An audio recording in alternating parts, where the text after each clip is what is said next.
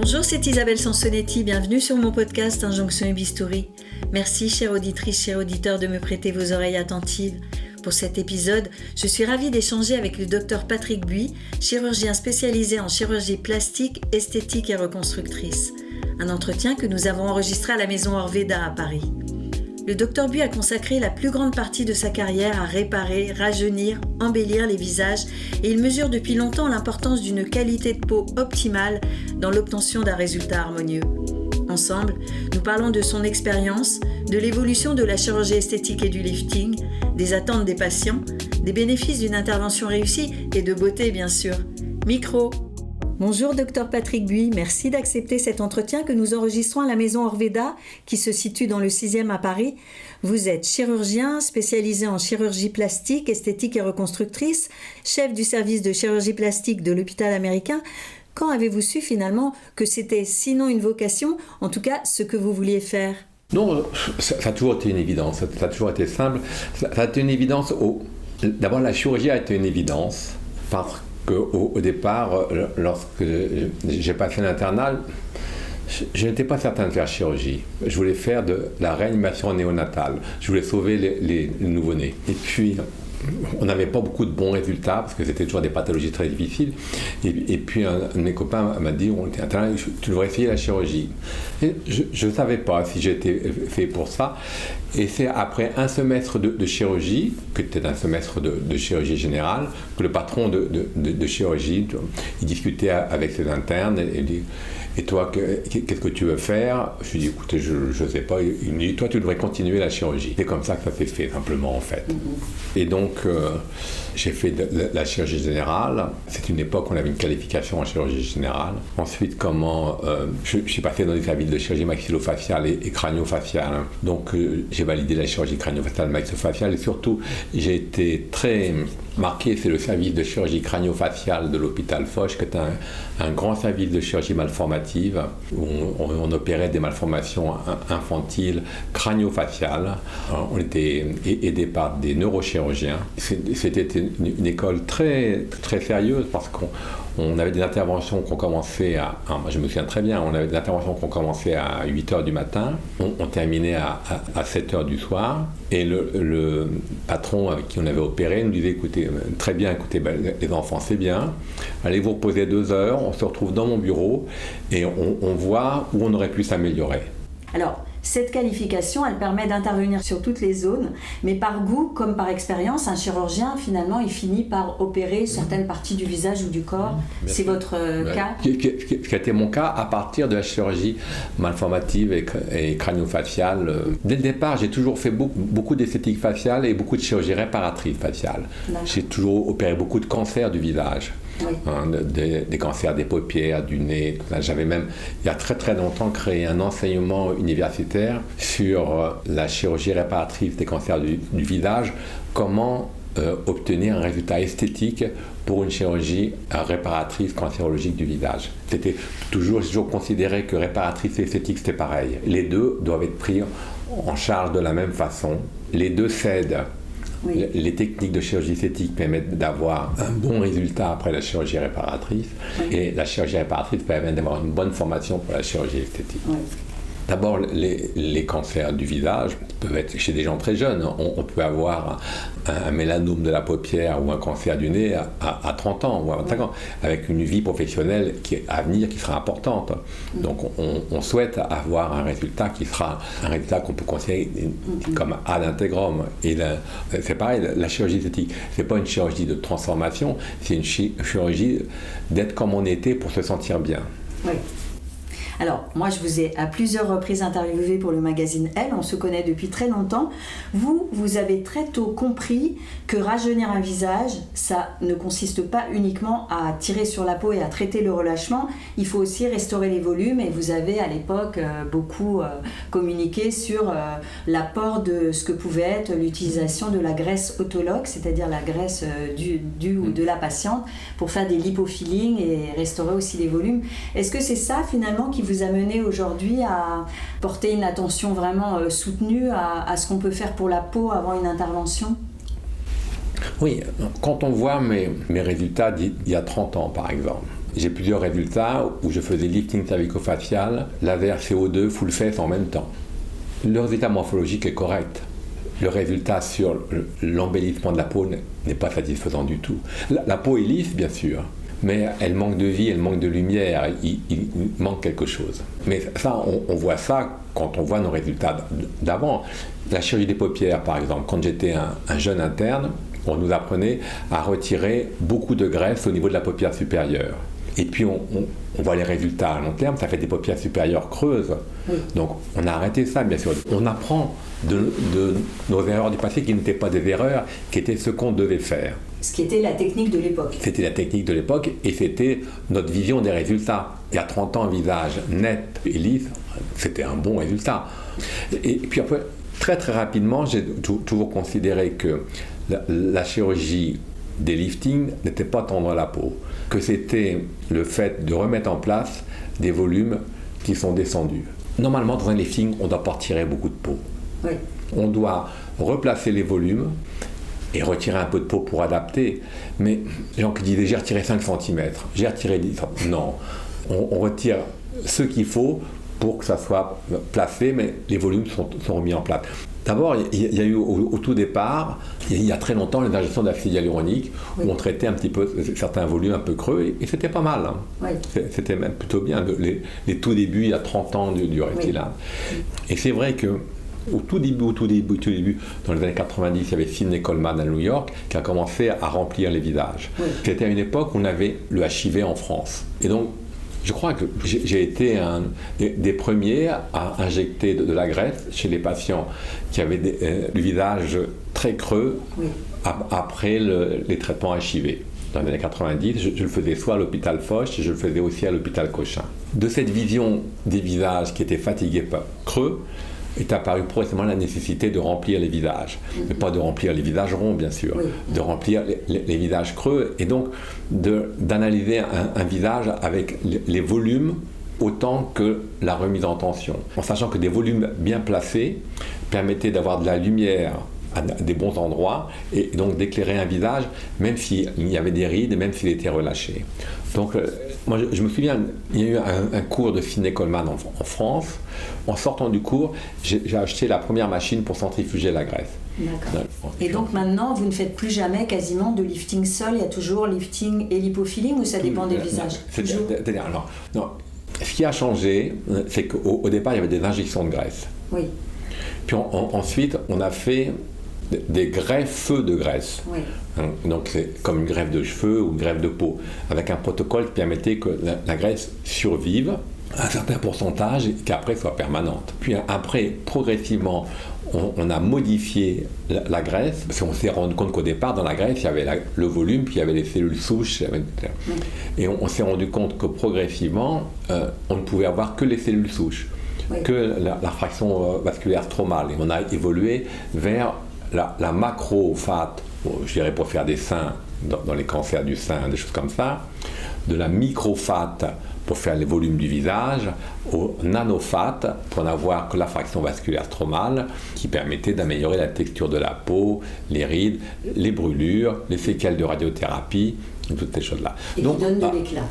Donc avec ça, on a obtenu donc micro et nano, micro-volume, nano, texture, éclat. Et progressivement, on a fait aussi pour améliorer un petit peu plus, parfois on mélange un petit peu de PRP avec de la graisse, et là, la dernière évolution, c'est les exosomes qui peuvent être prélevés à la fois dans la graisse, dans le sang, qui sont aussi une amélioration dans les transmissions cellulaires et qui sont souvent associés à d'autres traitements. C'est la suite de l'évolution. C'est parce qu'on parle beaucoup des exosomes, mais en fait, j'ai cru comprendre que pour vous, les exosomes qui sont intéressants, c'est d'aller booster nos propres exosomes. D'accord. Et pas d'utiliser des exosomes issus de plantes, de végétaux. Enfin, c'est sûr à 100% qu'un exosome de la tulipe ou de trucs ne pourra jamais avoir l'efficacité d'un exosome auto-humain. C'est-à-dire, l'auto-humain, c'est l'auto-greffe. On se sert de ce qu'on a dans son corps pour améliorer son visage. Donc, tout ça pour revenir au visage, quand on faisait une chirurgie, on tend le cou, on remonte les joues, Mais il reste d'autres choses. Il reste les rides de la lèvre supérieure, il reste quelques rides du front, il reste des creux au niveau des tempes. Les injections de graisse permettent de compléter la procédure et d'avoir un traitement qui est global, médico-chirurgical, qui va permettre de traiter l'architecture complétée par un traitement, par exemple, au niveau du front. Sans faire du lifting frontal, on va mettre du nanofat sous la peau pour donner de la lumière au niveau du front sans le retendre, ou en même temps remplir le creux des tempes, améliorer les sillons nasogéniens, traiter les rides des lobes d'oreille en mettant un petit peu de graisse dedans, traiter les petites rides de la région périapicale. Ça permet simplement juste d'avoir une harmonie, c'est tout. Oui. Ça ne transforme pas trop. Parce qu'il y a eu un moment aussi où l'utilisation de la graisse, ou alors peut-être c'était plutôt l'utilisation des produits de comblement de type acide hyaluronique, où on s'est retrouvé à avoir tout le monde avait des grosses pommettes pour faire vite. Pourquoi ? C'est une erreur d'analyse esthétique. Il ne faut pas vouloir tout faire avec un même traitement.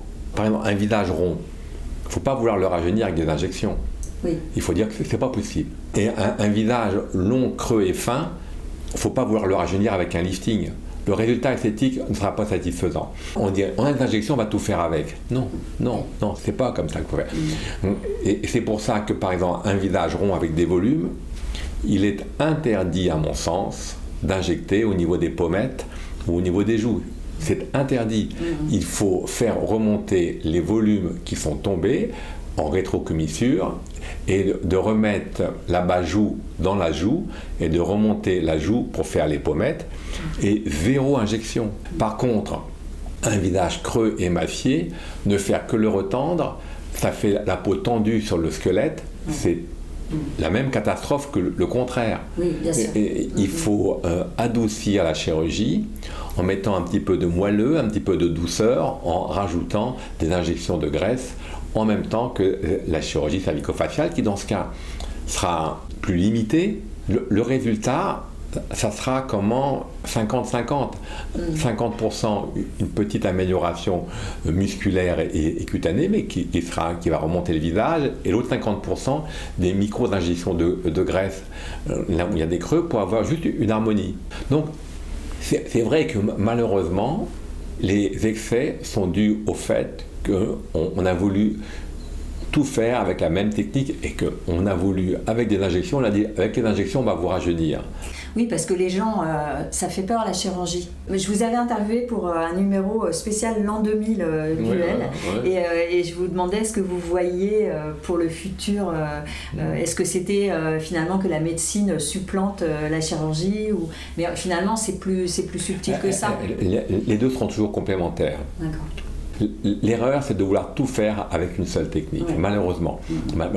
Et il ne faut pas oublier que la peau elle-même est un organe vivant et que l'éclat de la peau, la lumière de la peau est importante à traiter. Absolument. Alors, ça peut être traité au départ avec la chirurgie, avec les nanofats, mais ça doit être complété aussi certainement avec des entretiens. Oui, bien sûr. Mais l'entretien, c'est l'entretien de la peau, mais c'est l'entretien du corps. Je veux dire, pour avoir une peau vivante, qu'elle soit bien oxygénée, il faut que le cœur fonctionne normalement. Pour que le cœur fonctionne normalement, il faut faire de l'exercice physique pour booster son cœur qui va envoyer du sang oxygéné sur la peau. Donc, il y a aussi un mode de vie. Le tabac, pourquoi on n'aime pas le tabac ? Le tabac rétrécit le diamètre des micro-vaisseaux, donc diminue la vascularisation. C'est pas pour empêcher les gens de fumer. Oui, bien sûr. Alors justement, vous évoquez le tabac, ça va nous permettre d'arriver sur finalement qu'est-ce qu'on peut faire, qu'est-ce qu'on doit faire même avant un traitement, que ce soit un traitement chirurgical ou médical, pour préparer sa peau. Parce qu'on se doute bien, vous l'avez certainement constaté vous aussi, que si quelqu'un arrive avec une peau en très mauvais état pour faire un traitement, le résultat, il sera peut-être moins bien, donc c'est pas logique. Donc il faut préparer sa peau, et c'est pour ça aussi que vous avez travaillé vous avec la maison Orveda pour développer un kit, mais c'est vrai qu'on peut qu'est-ce qu'il faut apporter à sa peau. C'est le principe. Mais il faut quand même partir du principe que toute procédure chirurgicale reste une agression. Oui. D'ailleurs, elles le disent, je sens pas ma peau normalement pendant des semaines, je suis cartonné, je me sens tendu, je me sens pas bien. Donc, c'est vrai que il faut préparer la peau comme on s'entretient avant un marathon. Le plus important, ça reste l'hydratation, le microbiome, la reconstruction. Ça, c'est très très important. Donc il faut préparer avec une peau très hydratée et il faut qu'elle soit propre, bien sûr. Le nettoyage de peau permet à la peau quand même de mieux respirer. Donc comme elle va être soulevée, il va y avoir une hypoaspiration ou un laser, il faut l'aider quand même. Oui. Donc les nettoyages de peau sont importants avant et la préparation qui va permettre de la booster avant, comme un marathonien s'entraînerait avant de faire son marathon. Et c'est vrai que de façon aussi importante, il faut avoir... Alors, il y a toutes sortes de traitements possibles, mais il faut avoir des traitements qui sont basés sur la réparation cutanée, la reconstruction de la barrière, la reconstruction des lipides. Donc les techniques avec les microbiomes sont fondamentales. Et il faut que ça soit plus hydraté que pour des produits d'entretien. Oui, voilà, c'est pas on met juste sa crème de d'habitude avant et après, ça suffit pas. C'est des concentrations qui doivent être différentes. Transitoirement et idéalement, je pense qu'une peau lentement préparée 1 semaine à 15 jours avant, 15 jours c'est encore idéal, et je vois par exemple les masques sur le visage, les masques sur le visage après une chirurgie.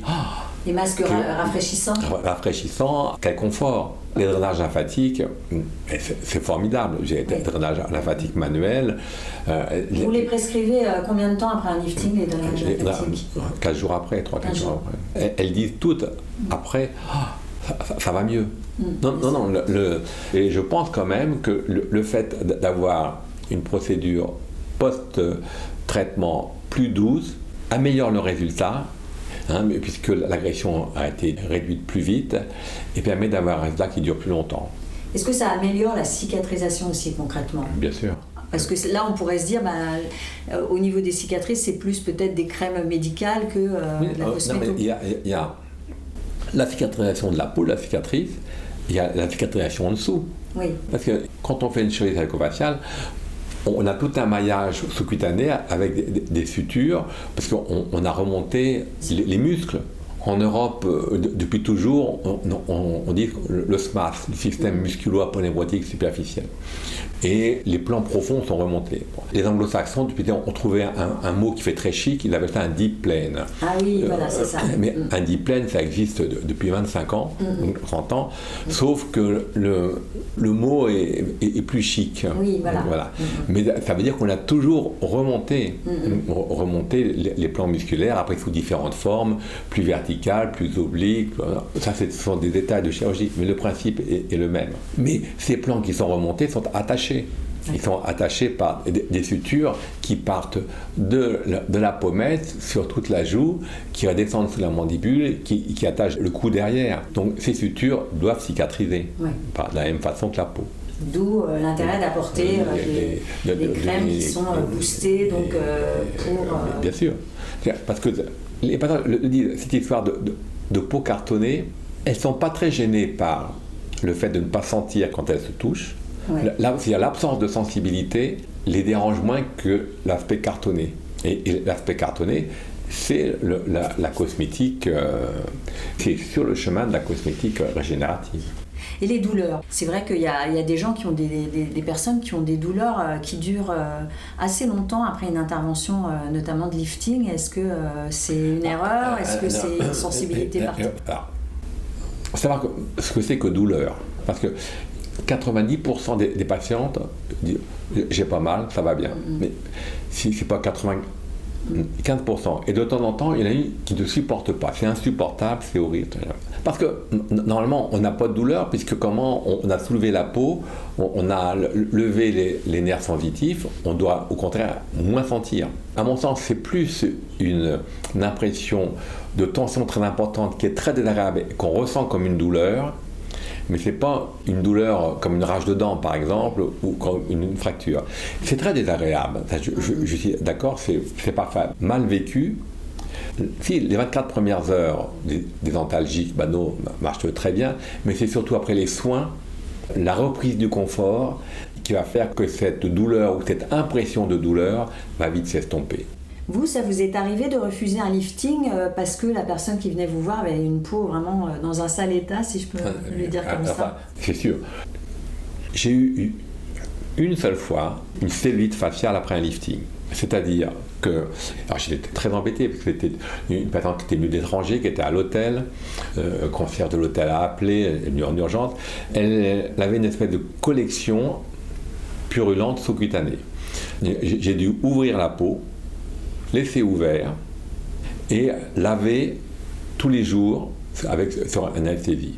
Bon, il se trouve que comme la réparation était une réparation profonde musculaire, le fait d'avoir laissé la peau ouverte sans la suturer, par chance, la cicatrice, comme elle a bien cicatrisé en plus, elle a eu un résultat qui à terme était très bien, avec une cicatrice pas plus visible, parce qu'elle avait bien cicatrisé et que la peau n'était pas sous tension.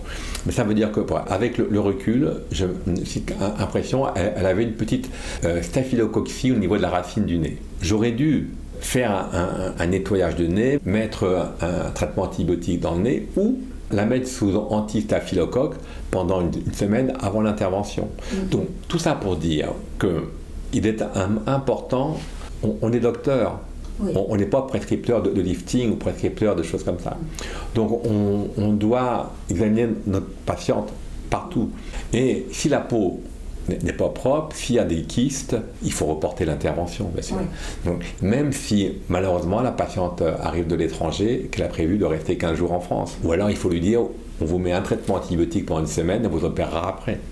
Donc il faut que la peau soit propre, pas infecté, et dans ce cas, on est obligé de refuser, bien sûr. Ça c'est au plan médical. On peut aussi refuser si on pense que ce n'est pas nécessaire. Ou si, parce qu'on dit souvent que le patient doit trouver en fait le chirurgien qui va être bien pour lui, c'est-à-dire qui va avoir l'écoute avec lequel il va se sentir en confiance. Mais les chirurgiens aussi, parfois, vous sélectionnez les patients parce que vous ne sentez pas un patient, littéralement, vous sentez que ça ne va pas se passer bien avec lui. Ça vous arrive, ça ? Alors, premièrement, il faut être docteur. Elle en a besoin, elle n'en a pas besoin. Voilà. Elle en a besoin, pourquoi pas, elle n'en a pas besoin. Il faut, avec respect, lui dire, écoutez, allez voir votre médecin esthétique, faites un peu de botox, des injections après, et puis on se voit dans 2-3 ans. Après, elle en a besoin, mais ça ne va pas.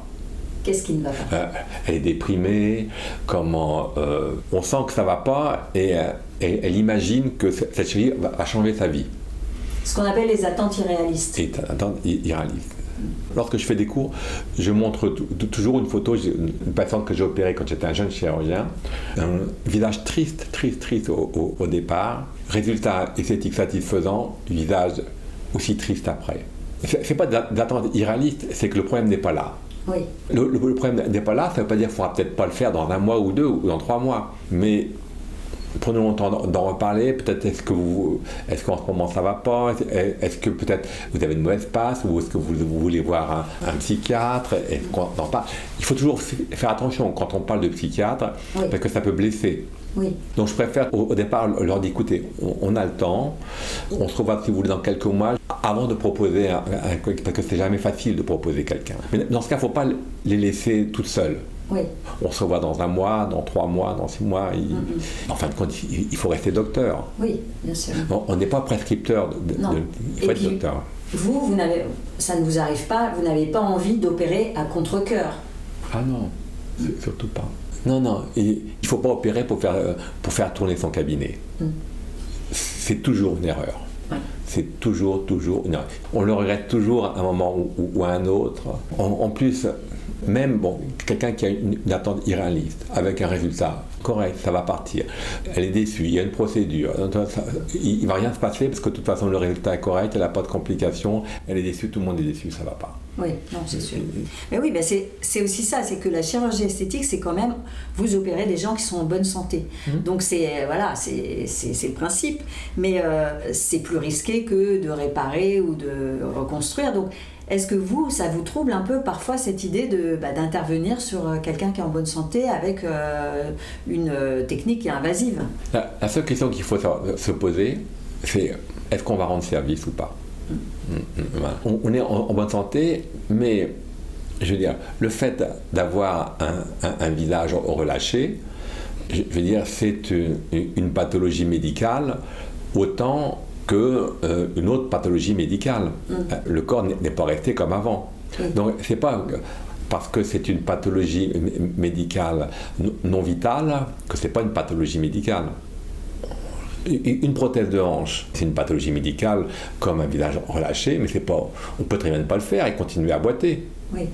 Je veux dire, on peut avec le visage continuer à ne pas être heureux de soi. Il faut savoir quand même que la chirurgie esthétique, quand elle est faite correctement, a quand même beaucoup de bienfaits médicaux.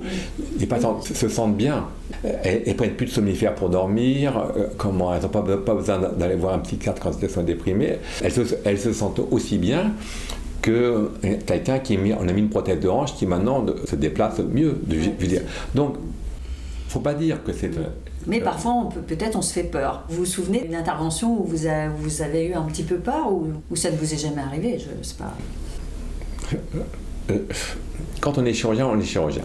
D'abord, il y a les réparations anatomiques et il y a le résultat esthétique après.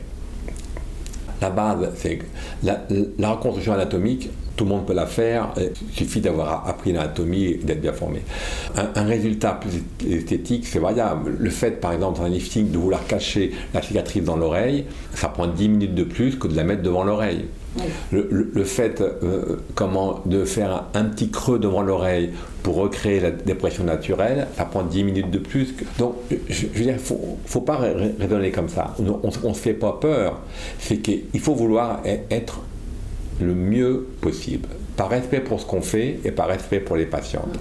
J'allais dire d'ailleurs, est-ce que vous faites partie des chirurgiens qui préfèrent avoir un résultat entre guillemets moyen, mais où on prend moins de risques dans la procédure chirurgicale, ou alors un résultat bluffant? Il paraît que pour avoir un très très bon résultat, on prend plus de risques. On ne prend pas plus de risques.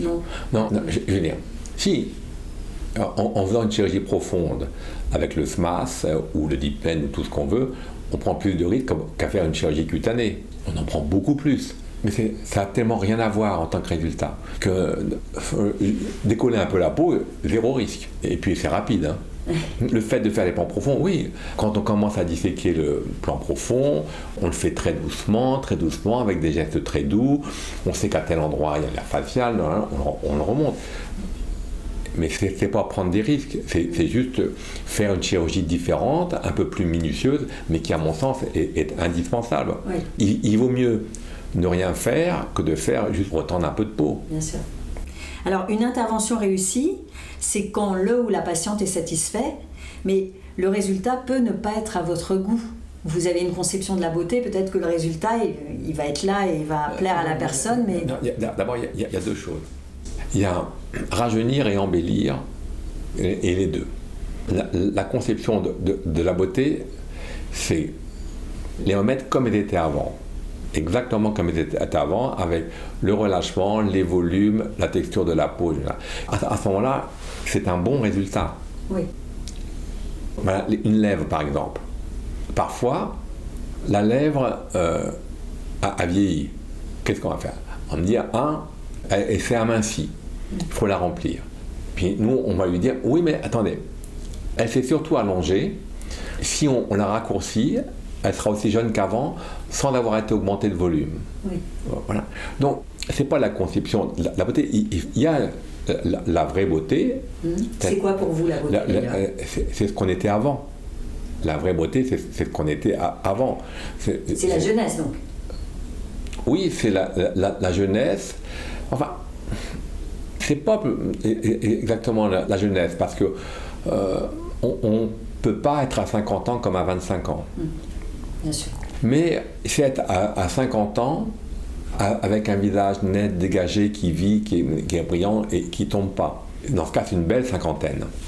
Voilà. Alors, moi, je comprends bien que quand on quand on rajeunit un visage, finalement, votre propre conception de la beauté entre pas en jeu, puisque finalement, comme vous venez de l'expliquer, vous remettez la personne comme elle était avant. Mais par contre, dans le cadre d'un embellissement, on sait bien qu'une personne que vous allez trouver belle, un autre chirurgien va... Non, mais je vous donne un élément où on va peut-être l'embellir un peu, c'est vrai. Par exemple, certaines patientes souhaitent en même temps, j'aimerais bien avoir des yeux un peu plus en amande. Si c'est raisonnable, si ce sont des yeux un peu en amande, mais pas des yeux asiatiques, en même temps qu'on fera la blépharoplastie, on va faire ce qu'on appelle une petite cantopexie pour les relever de quelques millimètres. Donc là, on va embellir en plus qu'on va rajeunir. Oui. En même temps, un garde me dit, vous voyez, docteur, j'ai toujours trouvé que j'avais un gros nez.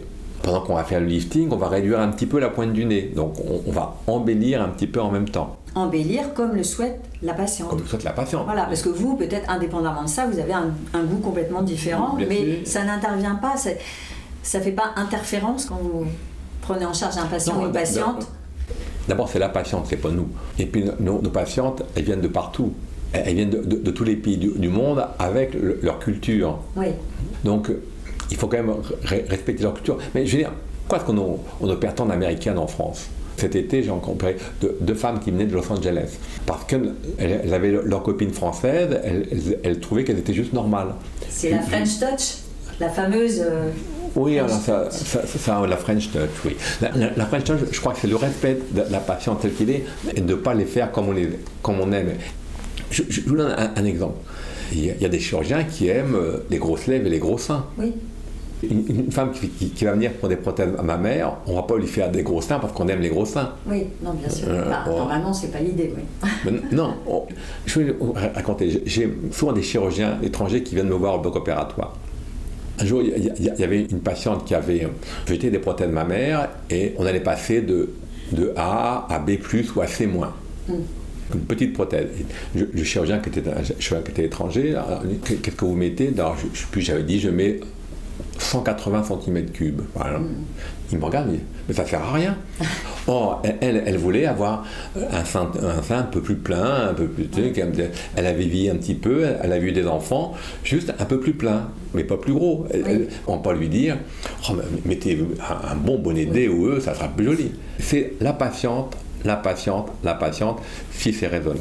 Alors, ce qui est compliqué, c'est quand quelqu'un vous demande, docteur, vous feriez quoi à ma place ? Parce que là, on est en terrain peut-être mouvant, on ne sait pas ce qui lui ferait plaisir. Non, il faut être juste honnête. Ouais. Il faut être honnête et docteur. C'est-à-dire, vous suggérez des défauts ? Oui, non.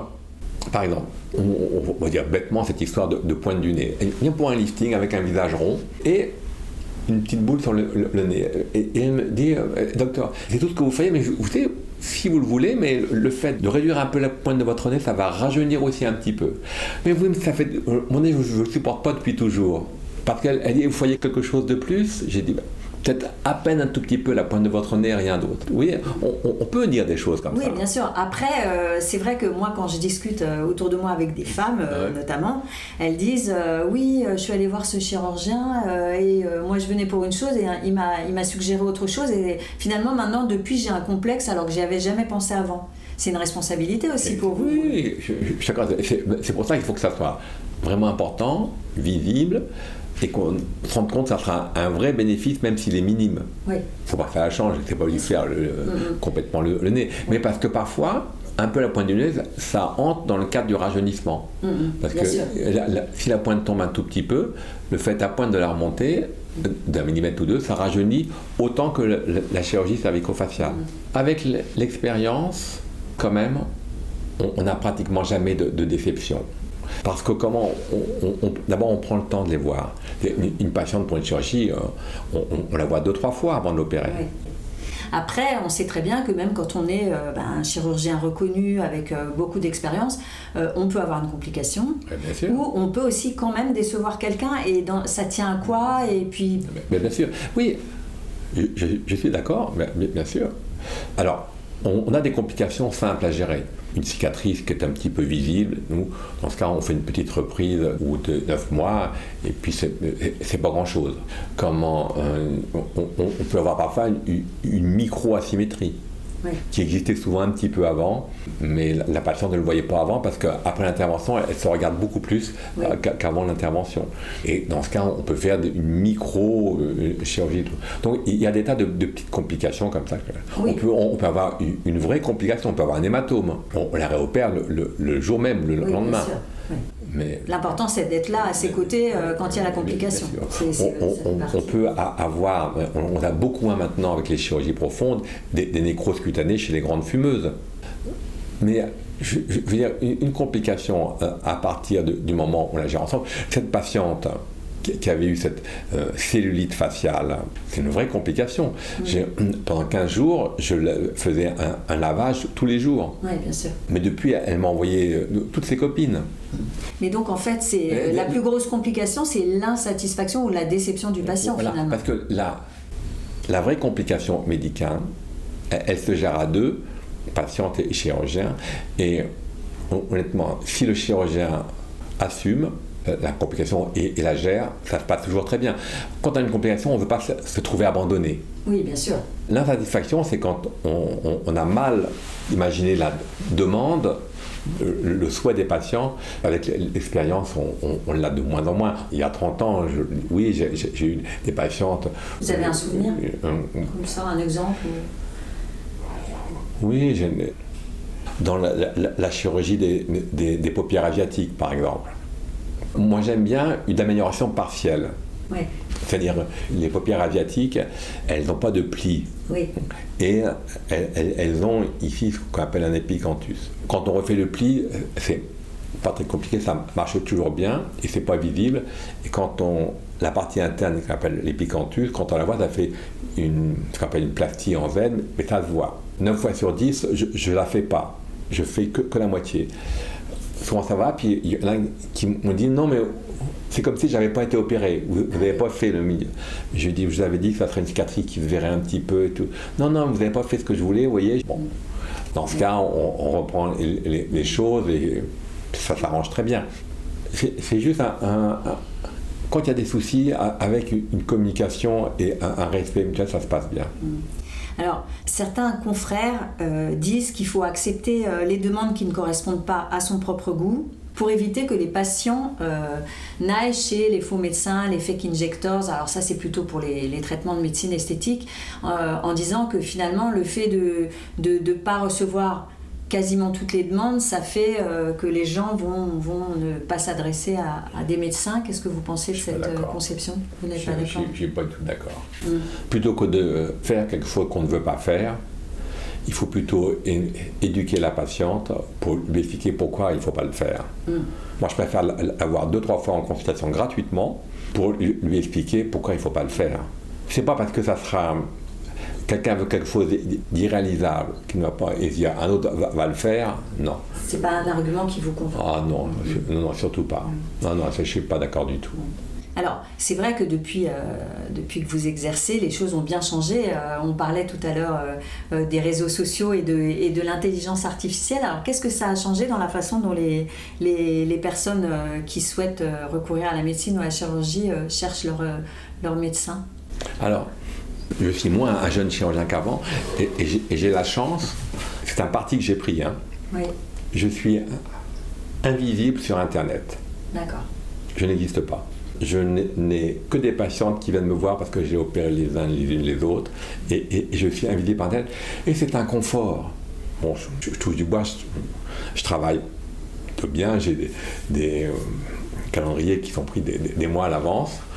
Mais je vois que mes jeunes collègues, à partir du moment où ça a été lancé, ne peuvent pas faire autrement. Ben non, sinon ils laisseraient la place justement à des gens qui ne sont pas médecins aussi. Oui, c'est ce qu'ils disent. Au tout début de mon activité, c'était des médecins qui m'envoyaient des patients. Et puis, lorsque j'ai commencé, j'opérais un carcinome basocellulaire par semaine. Et puis progressivement, les patients que j'avais opérés m'ont envoyé leurs amis et progressivement j'ai fait l'esthétique. Très rapidement j'ai fait la chirurgie esthétique, mais ça a toujours été envoyé par des patients que j'avais été opérés ou par des médecins qui avaient vu des résultats ou par des cours que je faisais. Donc j'ai eu la chance d'avoir quelque chose qui s'est fait comme ça assez facilement.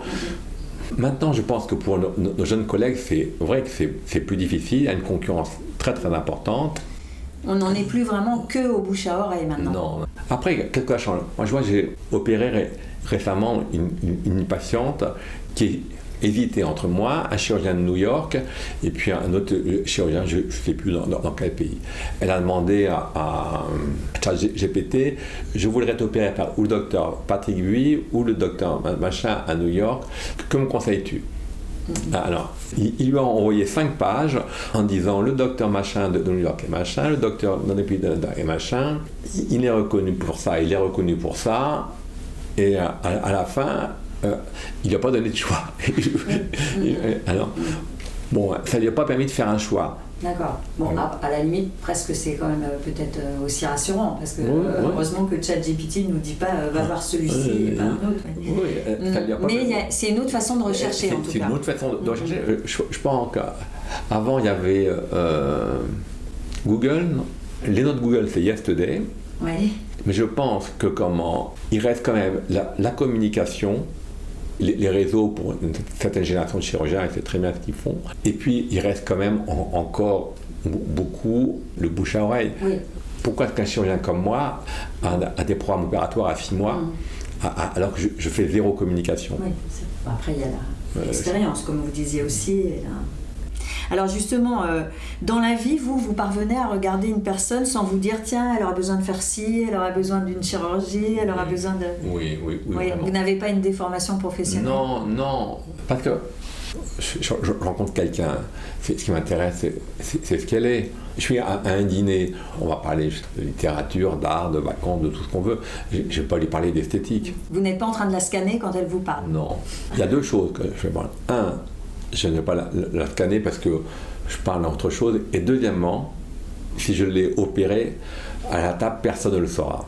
D'abord, la discrétion fait partie du respect qu'on doit à la patiente. Et puis, c'est la déontologie aussi. Oui, la déontologie, mais il y en a qui aiment bien se faire mousser en disant j'ai opéré Madame Trucmuche ou Madame Trucmuche. Oui, bien sûr.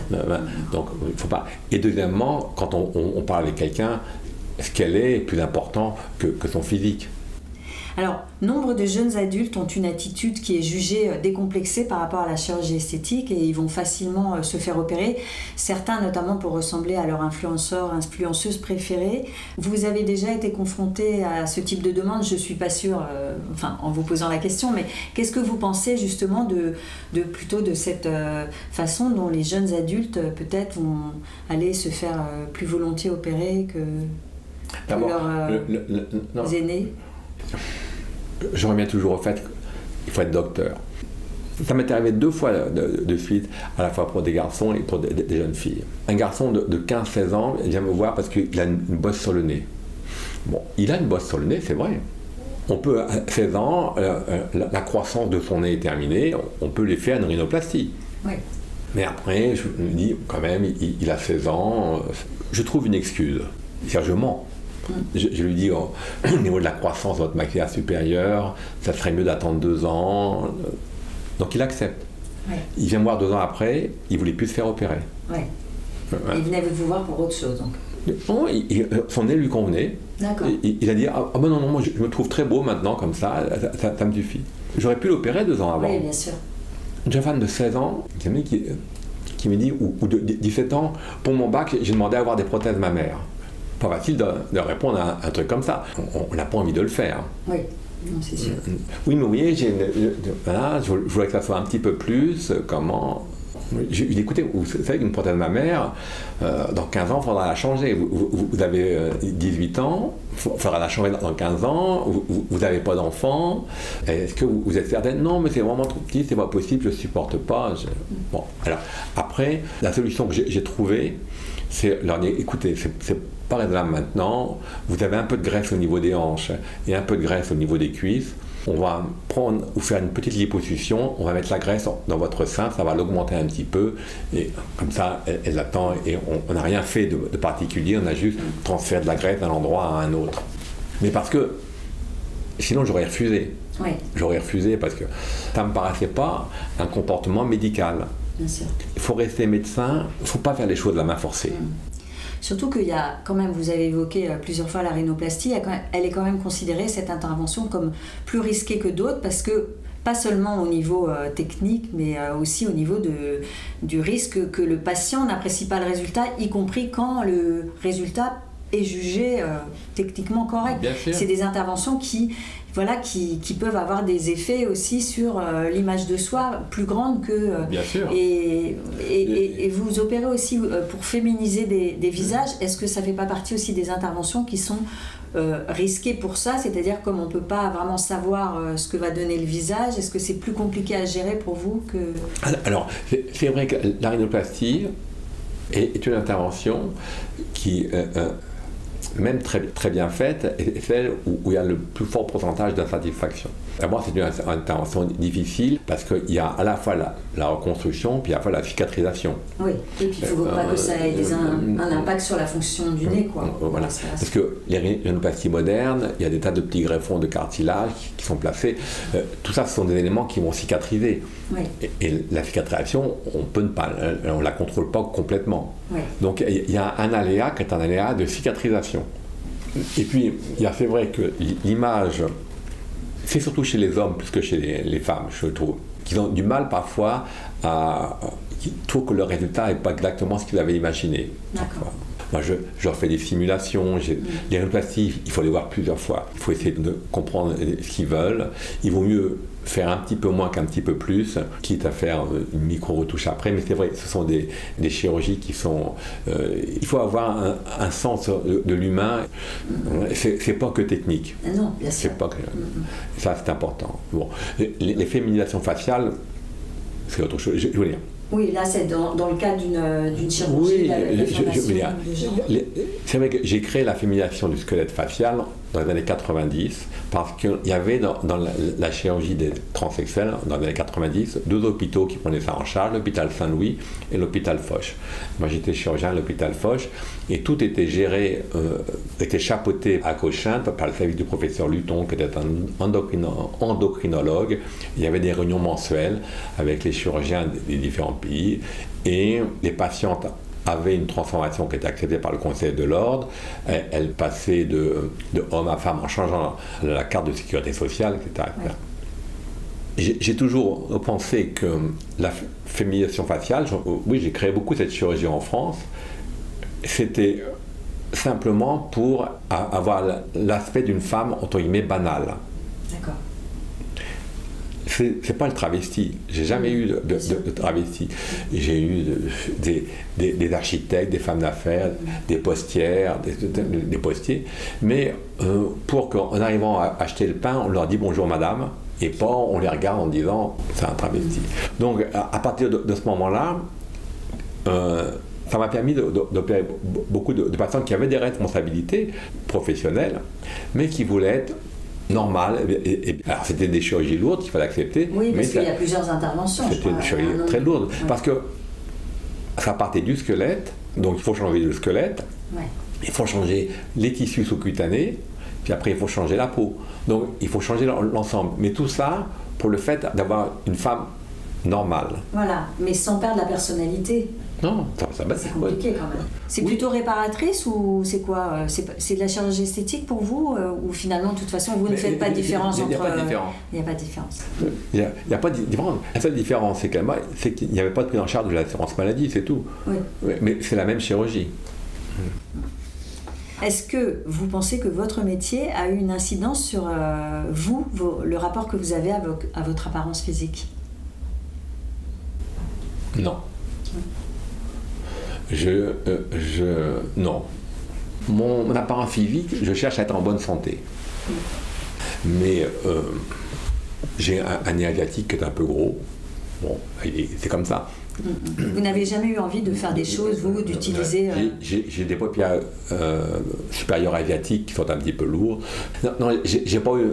Parce que j'ai pas eu envie de changer. Bon, non. Quoi que ce soit.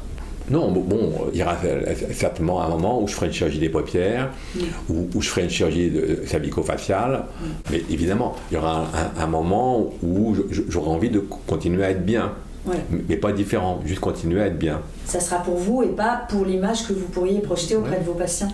Non, oui, c'est juste pour être bien. Parce que les patients, parfois, ils ne vous disent pas... Docteur, vous faites des choses, non, ils n'osent pas avec vous, parce que vous êtes un... Non, ils n'osent pas me dire si je fais des choses. Parfois, ils me disent bon, j'espère que vous n'allez pas partir en retraite avant 10 ans. Ah oui. Ouais, donc là, ça veut dire peut-être qu'ils trouvent que je suis plus aussi jeune qu'il y a 10 ans. Et c'est vrai que la chirurgie pour rajeunir, elle est très développé chez les femmes. J'ai l'impression que les hommes vont peut-être moins facilement se faire lifter. Enfin, j'ai l'impression que même la cote des hommes qui feraient des choses en chirurgie esthétique est peut-être moins bonne que ceux qui gardent leur rythme, qui gardent leur côté de leur expérience et tout ça. Moi, j'ai deux types de patients hommes. Bon, il y a ceux qui ont les hanches, tout ça, parce qu'ils ont un peu grossi, tout ça. Bon, ça, c'est banal. Aspiration. Ah oui, c'est banal. Non, le plus fréquent chez les hommes, c'est la chirurgie des paupières. Oui. Parce que c'est pas compliqué pour eux. Et puis ils n'ont pas l'impression de faire une chirurgie en fin de compte. Ouais. Il faut un petit quelque chose. Après, j'en ai quand même beaucoup qui font des liftings clavico-faciaux. Oui. Et ceux qui font des liftings, c'est 55, 60. Ce sont souvent des gens qui ont une morphologie qui fait que le cou se voit plus. Et ils ont souvent le menton un peu en arrière, et donc le relâchement du cou se voit plus, et donc il n'est rien. Et puis il y a ceux qui ont des entreprises, qui ont 70, 75 ans, et qui ont des collaborateurs jeunes, et qui veulent continuer à être bien. Oui. Voilà. Mais non, on a beaucoup de patients, hommes, qui font des liftings. Hein. Ils font surtout les paupières, et après ils font des liftings. Et la demande initiale au départ, c'est toujours le cou. Oui, d'accord. Et après, quand on leur explique que pour que le cou soit bien, il faut remonter un petit peu sur les joues, bon, dans ce cas, ils comprennent. Mais c'est toujours le cou, c'est souvent le cou qui est la demande initiale. Et souvent parce qu'on est encore en activité et ça, on le retrouve chez les femmes aussi. Hein, voilà, la pression aussi du milieu professionnel. Voilà. Oui, parce qu'ils sont encore en activité, ils ont l'expérience, mais ils ont l'impression que ce n'est pas suffisant. Oui, il faut aussi avoir une allure plus jeune et dynamique. Ouais. Bah, à ce propos, d'ailleurs, il y a certaines personnes qui estiment que recourir à la médecine ou à la chirurgie esthétique, finalement, c'est en quelque sorte se soumettre aux injonctions de notre société qui est vraiment, qui aime beaucoup les jeunes. Hein. Enfin, c'est connu, j'ai récemment interviewé un sociologue qui dit qu'en France, on est particulièrement intransigeant avec la vieillesse, on ne doit pas faire vieux au travail, quoi. Donc, est-ce que vous avez l'impression que, voilà, on répond aux injonctions quand on recourt au bistouri ? Oui, enfin, c'est vrai que faire vieux ou fatigue au travail, ça va pas. Alors comme il n'y a pas d'autre solution que de faire des traitements esthétiques, alors on va essayer.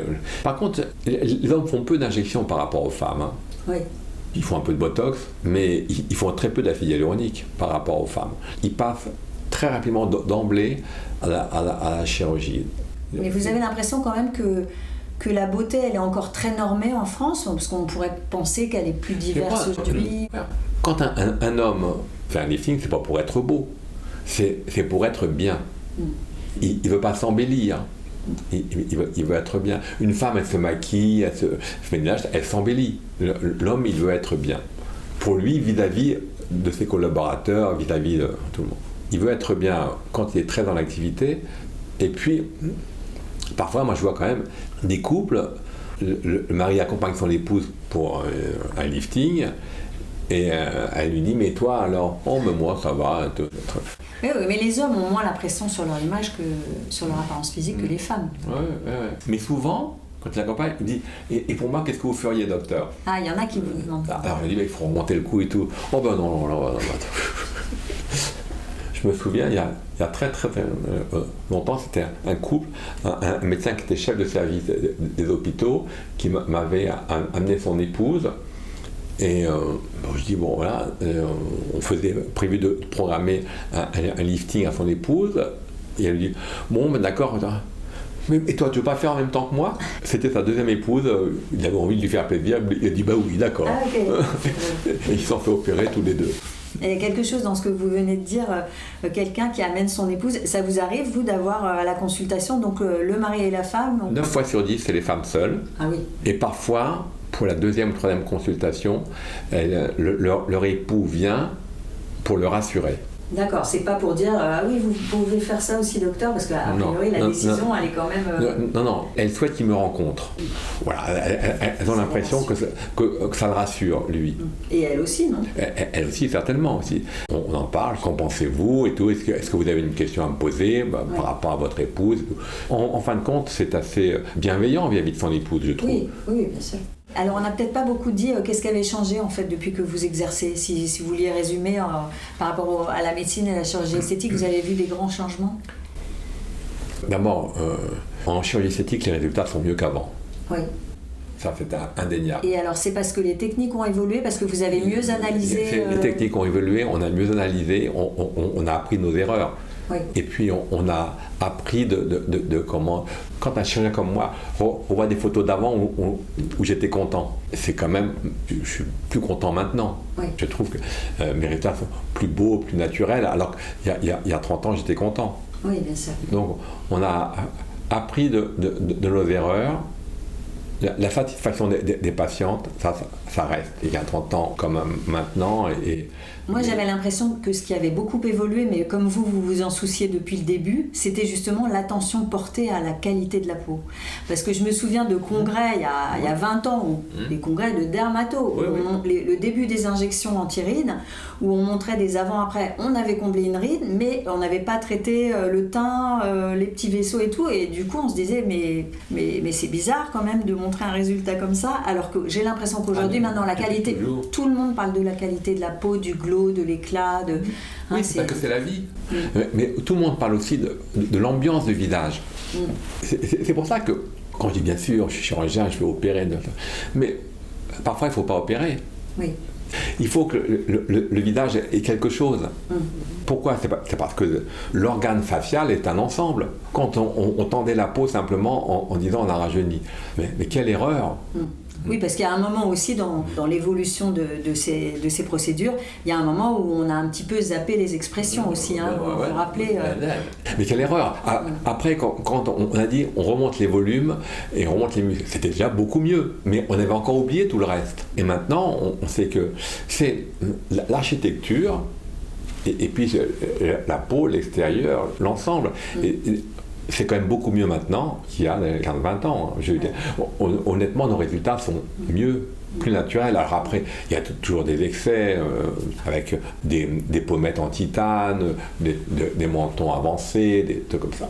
Il y a toujours des excès partout. Est-ce que ça peut être aussi le choix de la patiente et qu'elle aime, ou du patient, et qu'il ou elle aime ce résultat? Parce qu'on peut se dire que quelqu'un a envie d'avoir des pommettes et des lèvres XXL. Ça dessert peut-être la réputation de la chirurgie ou de la médecine esthétique, mais en tout cas, il y a peut-être des gens qui se trouvent beaux aussi comme ça. En tout cas, on le leur souhaite. Oui, alors, il faut savoir, c'est que quand on se voit de face. On n'a pas un miroir de 3/4 ou de profil. Oui. Donc, un visage, c'est dans tous les sens. Quand on a d'énormes lèvres de profil, d'énormes lèvres, elles se voient surtout de profil. Oui, bien sûr. Il y a aussi un problème quand même d'éducation. Et l'éducation des patients, ce n'est pas les réseaux sociaux qui doivent éduquer les patientes. C'est les médecins. Éduquer, ce n'est pas péjoratif. Hein.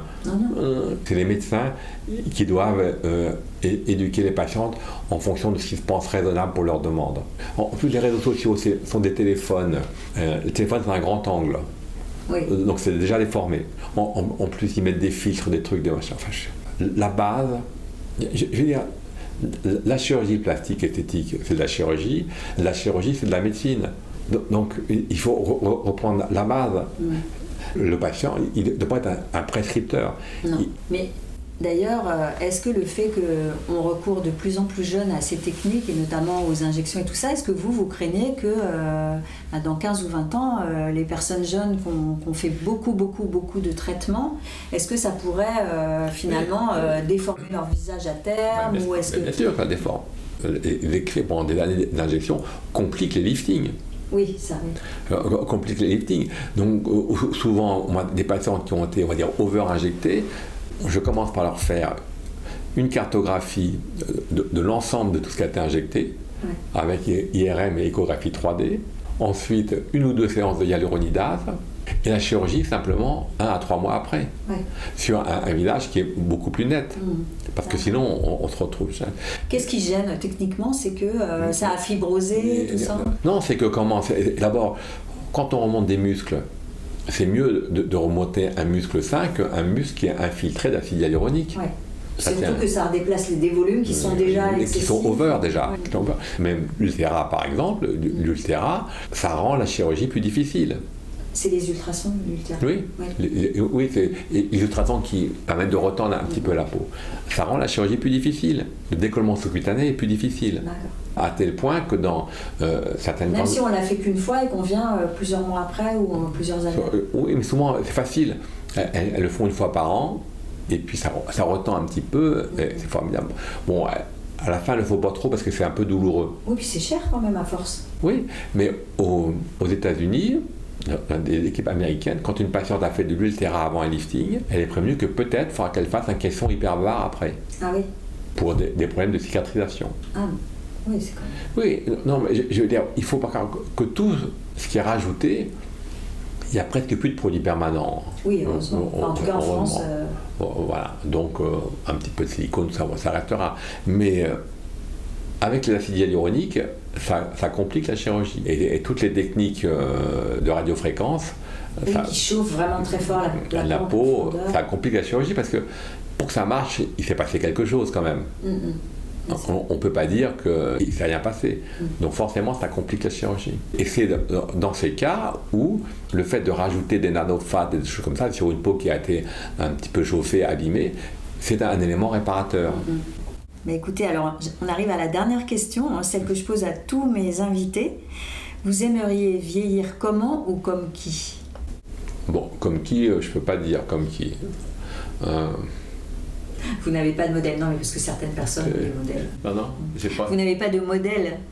Non, parce que je peux dire j'aimerais être comme Gandhi ou comme ça.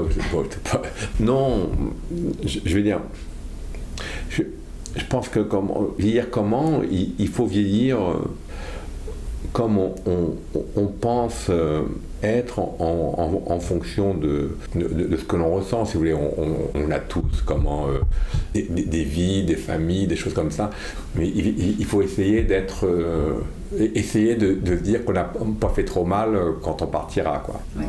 Mais c'est pas que professionnel ou que c'est pas que sur l'apparence physique ou le corps, le fonctionnement du corps. Ouais. C'est que quand même, qu'est-ce qu'on a fait pendant cette vie? C'est plus philosophique que... Oui, c'est ça. Tout le reste, qu'est-ce que c'est tout le reste? Oui, mais tout à l'heure, vous évoquiez quand même garder un certain mode de vie qui permet d'être bien... Mais ça, c'est la base de tout le monde. Oui. Tout le monde devrait être comme ça. Oui, devrait. On a la chance de pouvoir vivre plus longtemps, on a la chance de pouvoir voyager, d'avoir des alimentations, on a la chance dans nos pays européens comme ça, et puis on a la chance de faire ça parce qu'on a la chance d'être un peu privilégié quand même. Oui. Je veux dire, on ne vit pas au Bangladesh, quoi. Oui, bien sûr. Donc, profitons de cette chance quand même, quoi. Oui. Il faut essayer de vivre le mieux avec sa conscience et essayer de faire pas trop mal, quoi. À la fois pour nous et pour les autres. Merci beaucoup Dr Buy d'avoir partagé avec nous votre expertise, riche d'une longue expérience et d'une approche de la beauté au service du bien-être de chaque patient. Chère auditrice, chers auditeurs, j'espère que vous avez apprécié cet épisode et que vous le partagerez autour de vous. J'attends votre commentaire, une question ou toute autre remarque sur mon compte Instagram Injonction Bistouri. N'oubliez pas bien sûr de vous abonner, de mettre 5 étoiles sur votre plateforme préférée. C'est précieux pour augmenter la visibilité et les écoutes de ce podcast indépendant. Allez, je vous laisse. Prenez soin de vous et à vos écouteurs dans quelques semaines pour un nouvel épisode sans retouche.